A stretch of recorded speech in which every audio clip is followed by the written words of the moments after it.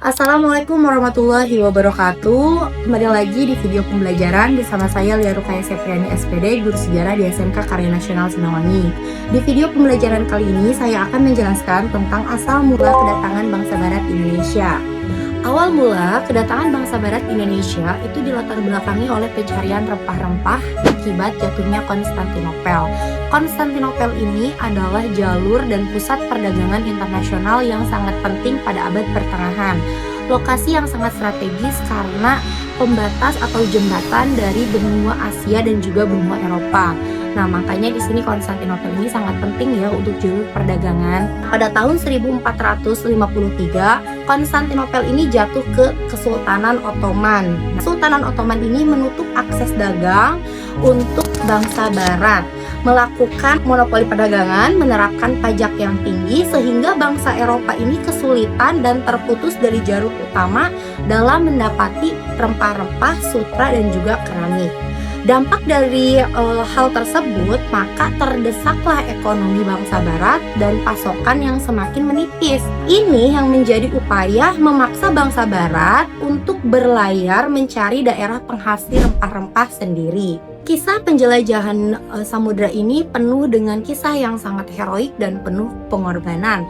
Karena untuk pertama kalinya bangsa Eropa atau bangsa Barat melakukan penjelajahan dan perdagangan di tempat yang belum pernah mereka ketahui sebelumnya. Portugis sebagai pelopor pertama penjelajahan samudra di dunia membawa semangat 3G. Apa itu 3G? 3G itu adalah gold, glory, dan juga gospel. Gold itu adalah upaya dalam mencari kekayaan yang seperti emas, bahkan rempah-rempah yang harganya sangat mahal dibanding emas pada saat itu. Yang kedua adalah glory. Glory itu adalah semangat dalam mencapai kejayaan atau kekuasaan di dunia. Bangsa Eropa berlomba-lomba menjadi nomor satu di dunia dalam berkuasa. Dan yang terakhir itu adalah gospel. Gospel itu adalah semangat dalam menyebarkan agama Kristen Katolik. Karena di sini upaya balas dendam terhadap kejayaan Islam. Penjelajahan pertama yang dilakukan oleh bangsa Portugis adalah dengan menyusuri pantai barat Afrika. Salah satu tokoh pertama yang melakukan penjelajahan samudra ini bernama Pangeran Dom Hendrik yang melakukan ekspedisi di daerah Maroko. Ekspedisi ini tahun 1415 dan membuahkan hasil berupa penaklukan wilayah Ceuta. Berawal dari sinilah kemudian Portugis menemukan peta dagang menuju ke Asia sebagai sumber rempah-rempah khususnya India.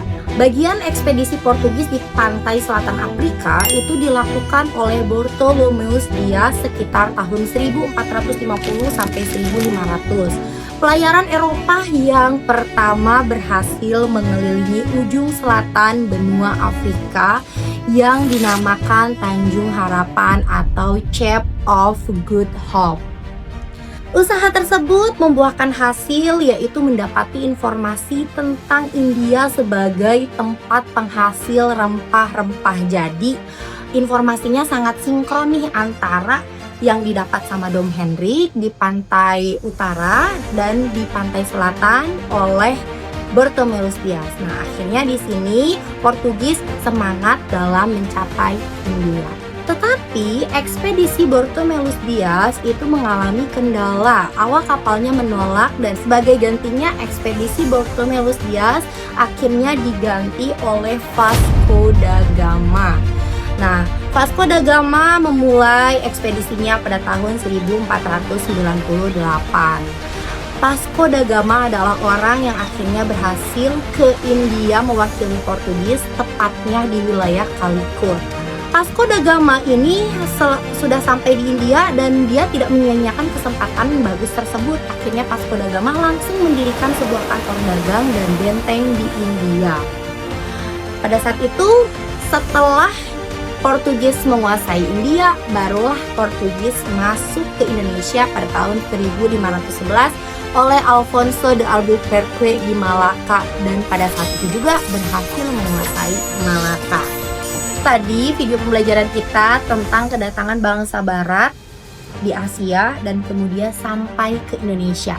Jadi awal mulanya emang bangsa barat ini datang untuk berdagang, tetapi kemudian berkembang menjadi penguasa wilayah dan penjajahan di Indonesia. Cukup sekian pembelajaran kita kali ini, nanti kita lanjut lagi di video pembelajaran berikutnya. Terima kasih atas perhatiannya. Wassalamualaikum warahmatullahi wabarakatuh.